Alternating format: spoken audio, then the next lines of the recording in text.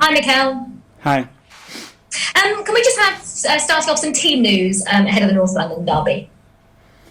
Hopefully everybody's available. So good news. We have one more session before the game, but in general, everybody's feeling good. Good. I want to ask you about how your team has prepared mentally for this fixture, because no disrespect to Norwich and Burnley, they're teams we would expect Arsenal to beat.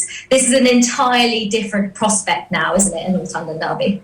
Well, it's the most special game of the season at home, that's for sure. It's a London derby, and emotionally it's a different one to play, and we know how much it means for our supporters as well.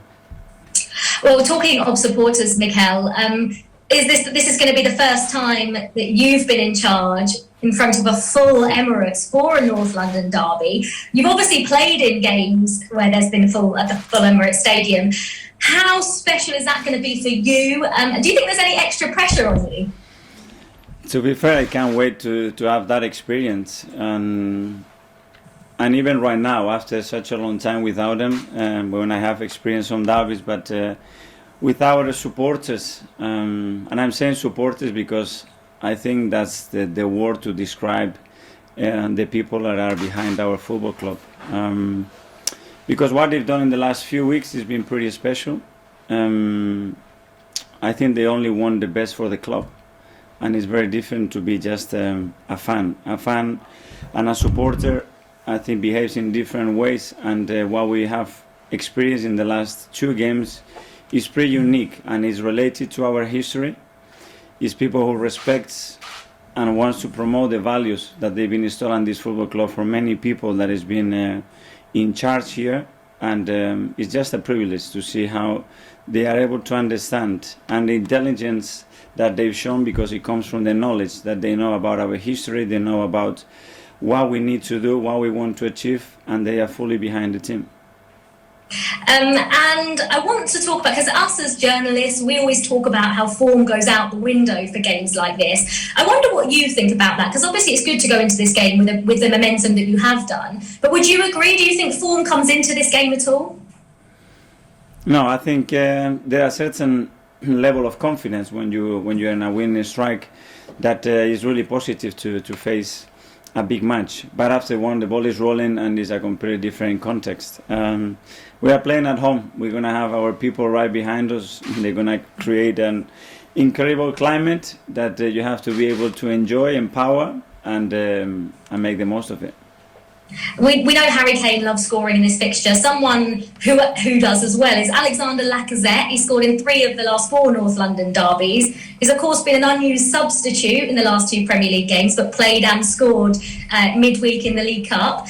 What do you make of him coming back into the side, and can we see him starting up front with maybe a Aubameyang on the left? Is that something you'd consider? Everybody has a chance. Obviously, we're not going to tell anyone what we're going to do in terms of the lineup, but obviously there are a few positions that we are addressing and try to make the right decision. And I'm just finally going to ask, I know you've been asked about it a lot, Mikel, and I'm so sorry to ask you again, but you've played Aaron Ramsdale the last 2 games in the Premier League. You know, you've said you were going to pick the goalkeepers game by game. Bernd Leno obviously played in the League Cup, so sort of everything's pointing towards Aaron Ramsdale being well done for trying. You will see the lineup on Sunday. As you can understand, I cannot give anything away. But because it's such a big game, I know you're not going to give anything away, but it's the biggest game one of the biggest games of Arsenal's season. So can we then, going forward, whichever goalkeeper does play, that would be your number 1? It's one more game, a really important game, but we are in September, so still 8 or 9 months to go in the competition. Okay, perfect. Thank you, Mikel. Good luck. We'll come to Carve from Sky in the Room. Mikel, you were just very complimentary about the Arsenal supporters. Obviously, this game means so much to Arsenal supporters.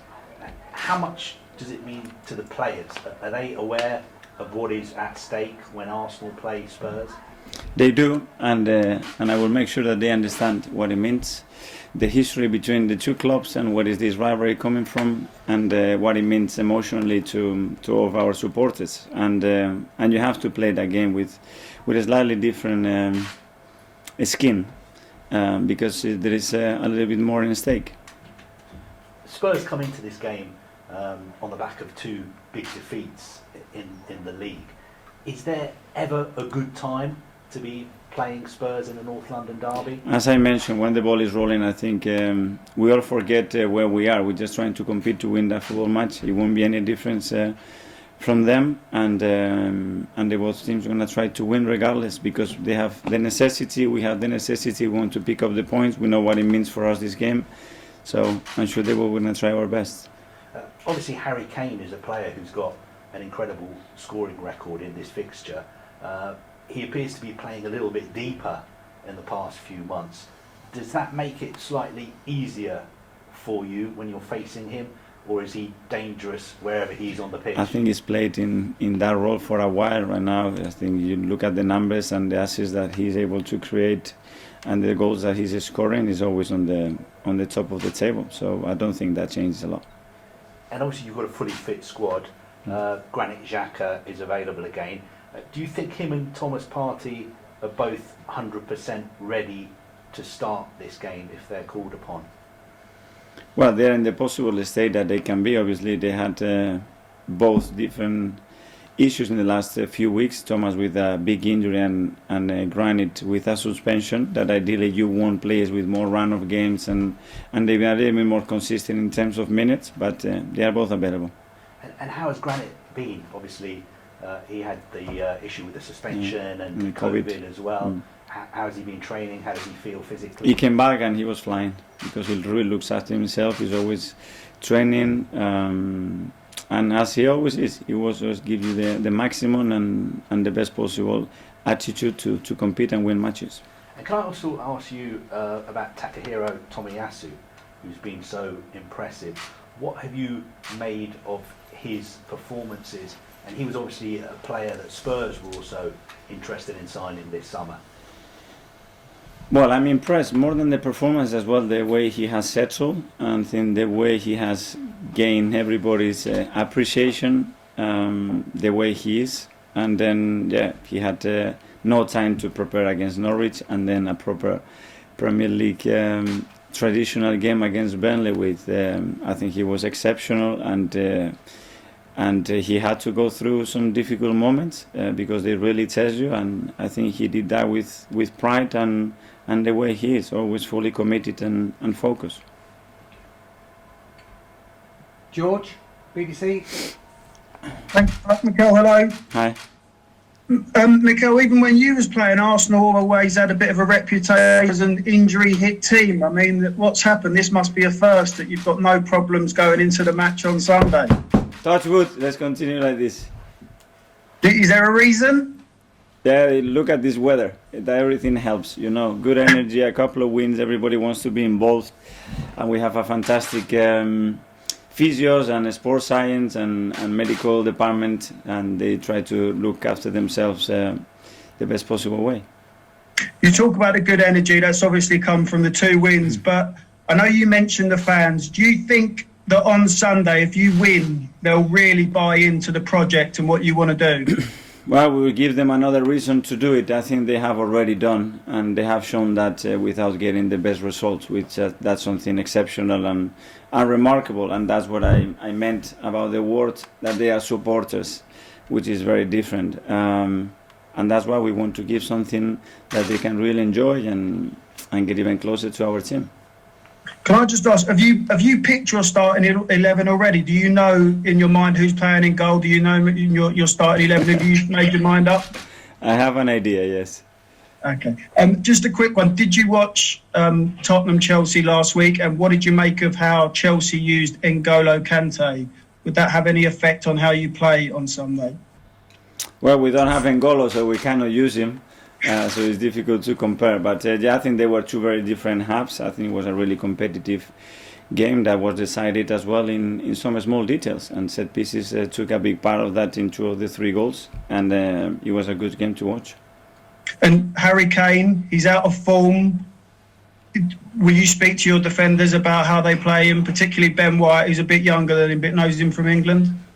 Obviously, we have to show them the threats and the qualities and where they will try to hurt us and try to prevent that as much as possible, and we know that he is a big threat, and a lot of things come from his contribution in attack. Brilliant. Thanks very much. Good luck. Thank you. Ian, Talksport. Hi, Mikel. How are you? Good. 2 weeks is a long time. You sat in front of me 2 weeks ago. I was asking you questions, and you lost 3 games in a row, hadn't scored a goal, and everyone was saying Arsenal were in crisis. And yet, 3 wins, including the cup win later, and suddenly you might even be favourites to win this game on Sunday. But that's the beauty of this sport, that changes one way or the other very, very quickly. So you have to be able to see things with perspective, don't lose the focus, and try to adapt and get the best out of you every single game, because the dynamics can change really quickly before you know it. So we are in a good place to face Spurs on Sunday, but that's only it. After, we have to show on the pitch what we can do. So how do you keep yourself, well, you told me how you keep yourself, but how do you keep your players from getting 2 up when they've won 3 in a row and 2 down when they've lost 3 in a row and everybody's saying that they're hopeless? Telling them the truth and looking at the reality and trying to change the things that we can and improve, and as well showing the things that we do really well, and try to find an understanding why sometimes performance don't follow results, or they do, and if that's the case, then it's a bigger change that is needed. We're only early in the season, but normally a North London derby, one or both of Tottenham or Arsenal will be kind of in the top 6. Does it show how far both clubs have to go, the fact that this isn't a game which will affect top 4, top 6 in the table at the moment? It can do, or how far this league is gone. Comparing to 3, 4 or 5 years ago, this is a different planet now. This Premier League is never been as strong as this. Is the strongest league in the world in history, in my opinion, because of the quality of the teams, the quality and the evolvement of the organization, how the league has developed, and the quality of the coaches, managers that are in the league, the players that are joining this league. It's never been that strong. How much stronger than when you played in it? And how would you play in this league? Much stronger, yeah, and I wouldn't be able to play at this level. So much stronger. Wow, you wouldn't be able to play at this level. That's amazing. Can I just ask you one last thing? Talking about safe standing coming back into football, and to be fair, that the atmospheres in the ground will be amazing if that happens. Also, they're looking into possibly fans being able to drink in their seats. I know they do in other countries around the world. What are your views on both standing and also maybe fans being allowed alcohol back in the stadiums? I think any regulation that creates an atmosphere in the stadium that is safe for everybody can be encouraged. So we have authorities and we have processes that they have to determine that much better than us, because obviously we don't see a lot of things that are happening in the background. So if it's safe and encourages to enjoy the atmosphere in a different way, and they all agree with it, I think that can be discussed. Good luck this weekend. Thank you. Nick from Haiti. Can you keep it tight, Nick? We're running out of time. Yeah, will do. Just a quick couple of questions about Oba, if I may. For the last time he played Tottenham at home, he was dropped, wasn't he, just before the game because of that lateness issue. Is that all behind him now, and how's he been since then? Well, that was just an incident that I had to make a decision, and I did on the day. And now I think Oba is in a different position. That didn't mean that he was in a bad position at the time. It was just an incident that we as a team have some ways of living together, and it wasn't the case. So we made a decision, and I think now he's been in really good form. I think the way he played at Burnley, even if he didn't score a goal, it was extraordinary the way he played for the team. So we are expecting him to do the same. I was going to ask about his scoring. Is it a concern? Because last season overall, and even this season so far, he's not getting quite the numbers in front of goal, is he? But he will, and he's generated the chances, and we have to generate more, and we have to put him through in more occasions, which we know how it's going to end up, and he's in good form. Is this the sort of big game that he should thrive in, that you look to him to get goals and hopefully sort of launch the season for him? You need a special moment, and details a lot of time decide this type of fixtures, and big players, they do normally. So when they step in and they are able to do that for the team, normally the outcome becomes really positive. Just a final question, because I know we're tight for time. There's talk of maybe Laka getting a chance to play. I'm just worried about his future. If he does not sign this contract, he's free to talk to new clubs in January. Will you have to sell him if he doesn't sign a new deal? We discussed that internally. We discussed that with him. It's a long season ahead of us. Anything can happen. Everything is open. He just needs to focus on performing and contribute to the team like he always does. He's a phenomenal character. He's somebody that is always pushing, and it has a real interest to help the team, and that is not going to change. And after, we will see what happens. Thanks. Best of luck Sunday. Thank Cheers. you. Thanks, Nick. Okay, that's the end of the live